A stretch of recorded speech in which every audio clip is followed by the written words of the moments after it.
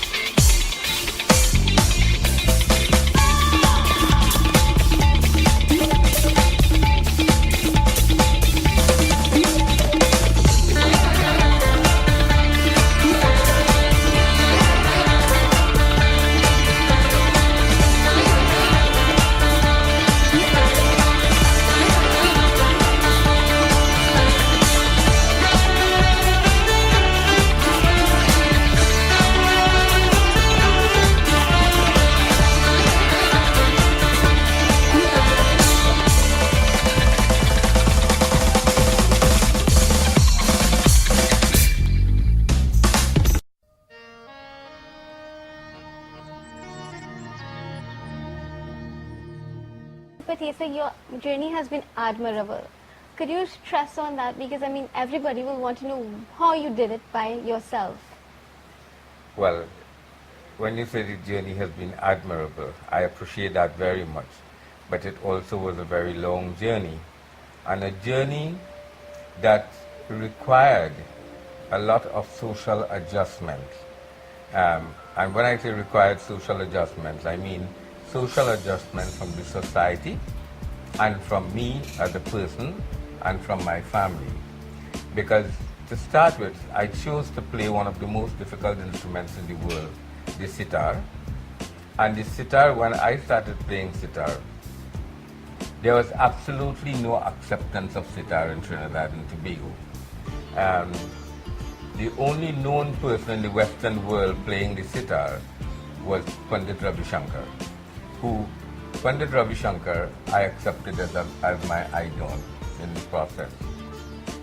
What I admired most about Pandit Ravi Shankar is that he made his music accessible to the general society, from white to black to brown.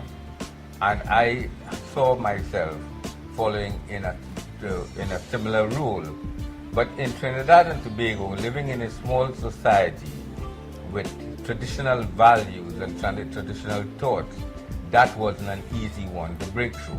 But I don't think you want me to go in depth at this time, so we can discuss that at some other time. So where did your music begin from? Where did you start to love music, that you realized that this is your instrument? Well, that is the question that is often asked. From where did you begin music? Music started in such a way with me that I never knew that I was a musician, because I was born to a mother and father who were both musicians. Father was a singer, my mother was a singer, my brothers were all singers. It was natural for me at the age of 5-6 years old to be the village accompanist, playing the harmonium for satsangs, for kirtans, for bhajans. I belonged to a family that were established in religious pursuits, so you find that spiritual songs and bhajans and beats were the things that I would naturally go to. Then at the age of 12, I took Guru Diksha from Swami Satchitananda, who had what you call Sandhya groups all over Trinidad and Tobago.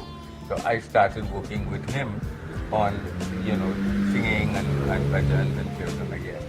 And then later on the development went on to my playing mandolin, then going to college. I studied music in college. I belonged to the college band where I was playing the clarinet. And that evolution went on until later on I picked up the sitar.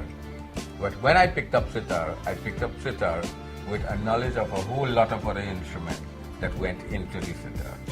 So, since you have started this sitar and you're classically trained in this profession, how is it that you get that concentration to sit and practice? Well, if you ask a psychologist to analyze what it is causes a musician to practice the hours, the excruciating hours that they do, one thing comes to mind. It's some form of motivation. It might be that my parents or the artist's parents were aspiring musicians, never reached there and decided that their child must reach there. That motivation could have been a motivation based on fear. It could be a motivation if you have smart parents based on they helping you to develop a love for the chosen subject. But in my case, I cannot explain what was the motivation. The first day I heard Pandit Ravi Shankar, I was 16 years old. I heard that is your brother who brought that. Yes, my brother brought this CD, this vinyl record home. And when that started playing, I could not sit, stand, nor move. I just remained one way place. Tears started streaming down my eyes. My hair stood on end. And I was totally transfixed. When I caught myself, I sat down.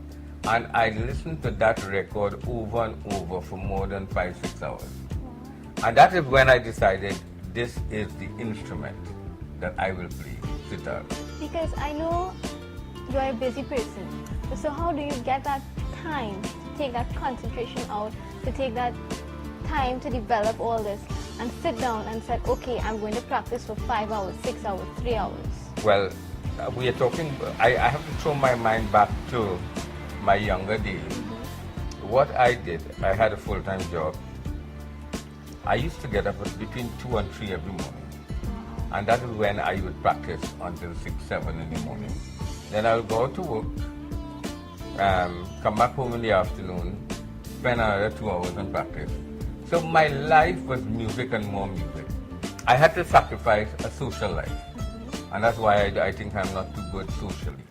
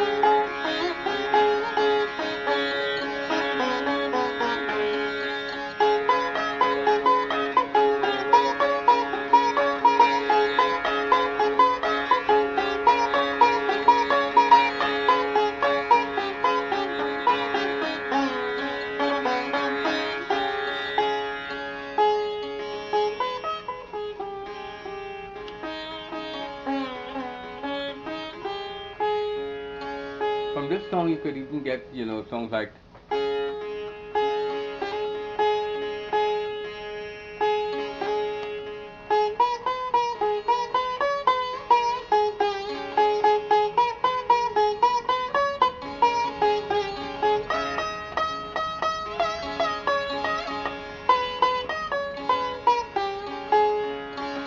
so you see, everything can happen out of the music.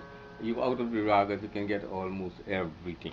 For instance, now one peculiarity about sitar is that you can move the frets on the sitar, unlike a guitar, unlike any other instrument. So see, for instance, this raga.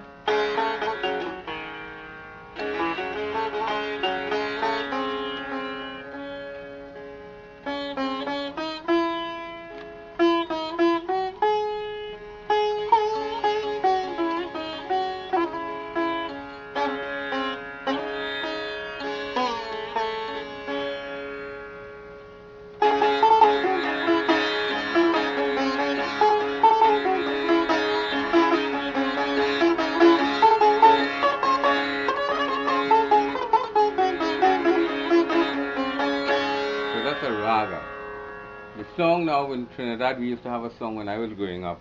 I go tell me mama don't send me down there. I've created a melody out of that now.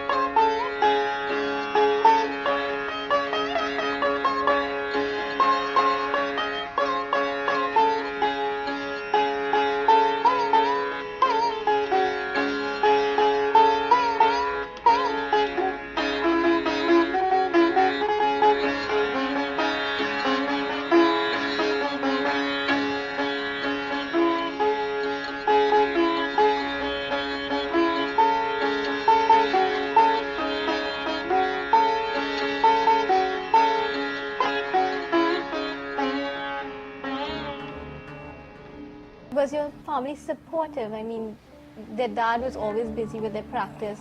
As a wife, I mean, she always wanted time to sit and have tea or something with you. How supportive were they with you? My wife, Roshni, I'll start with my wife, Roshni, because that's when I picked up sitar. I think it's after I got married, I picked up sitar. So Roshni was there from the very beginning. I tell you what, I used to play music in a band, and Roshni thought, she didn't really care for band music and going out as well as drinking and playing music and people dancing and that kind of thing. Roshni belonged to something a little more sophisticated than that. So she was seeing me in a different light. She was seeing me as this classical musician, which really, I think that was divine intervention, because in God's wisdom, He chose a wife who will encourage me to get into the classical. When I got into the classical, Roshni was only too happy to sit very patiently and listen to me play. Well, that's really good. And she was extremely supportive. At the same time, I did not take advantage of that. I made myself useful also in the home. So what we did, we shared the household chores. And that sharing did not put a strain on her. What we sacrificed was a social life. And it's time that we will take to socialize. It's the time I took to practice, and my wife took to read and to study and whatever. And what about the kids? Well, children came long after I became professional on the sitar. But when Sharda was our first baby that was conceived, she was conceived 10 years after we were married.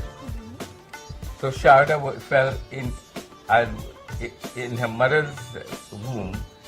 She felt the practice that I was doing. Yeah. And The she talent felt was the vibe. instilled in her. Yes. She felt the vibe. You know, there's a story in our religious scriptures about Abhimanyu, who learned, that's Arjuna's son, how to break into a chakra, a circle of enemies, and fight in there.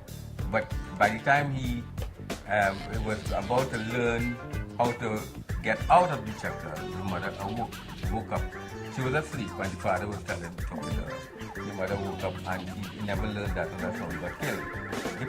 That supports the point that children learn in the wombs of their mothers. And that is how Charlotte did her first lesson to me. And I currently know she's doing her PhD in this. Well, she's doing PhD in cultural studies, but Charlotte is a really fine sitar player.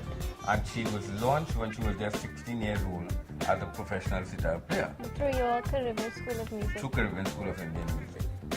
So, Prashant, on the other hand, well, when Prashant was 8 years old, his guru in India told me, I want to adopt this boy, because in all my 25 years of teaching, I never taught such a talented child.